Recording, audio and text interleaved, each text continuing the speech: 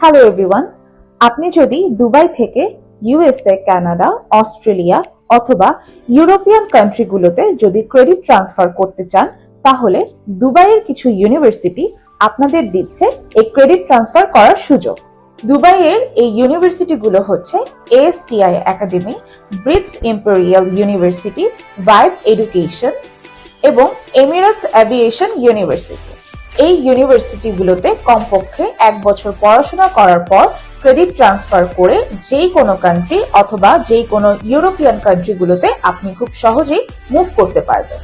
এই 1 বছরে আপনার টোটাল টিউশন ফিসের খরচ হতে পারে 5 থেকে 7 লক্ষ টাকা।